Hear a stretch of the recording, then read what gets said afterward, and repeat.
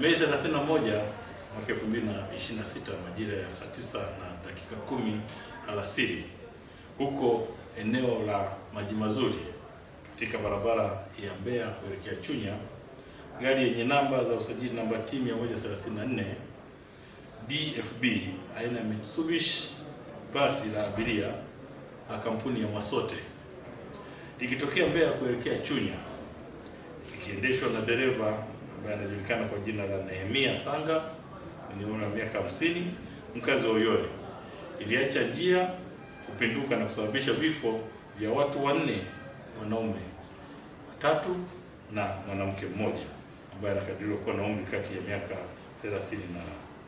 35 hadi 40. Katika tukio hilo, kati ya watu waliofariki, wawili waliweza kutambulika ambao ni Hamza miaka 30 na Matilda Mwambanganya mwenye umri wa miaka 30 hadi 35.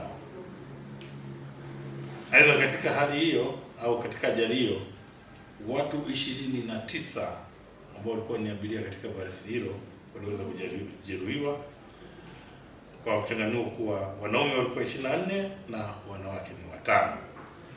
Majeruhi waliolazwa walikuwa ni 11 na wengine 18 waliweza kutibiwa na katika hospitali ya Rufaa Mbeya na kuruhusiwa kurudi nyumbani. Kwa hiyo walioruhusiwa wanaume walikuwa 17 na mwanamke mmoja.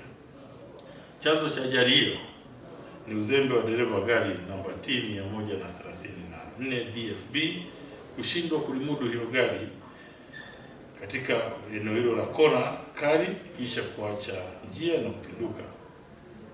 Hivi sasa ninavyoongea, dereva huyo naye ni miongoni mwa majeruhi walioweza kunusurika katika ajali hiyo. Yuko anaendelea na matibabu katika hospitali ya Rufaa Mbeya, lakini yuko chini ya ulinzi wa jeshi la polisi. Wakati huo taratibu zikiwa zinakamilishwa kwa ajili ya yeye kufikishwa kwenye vyombo vya sheria.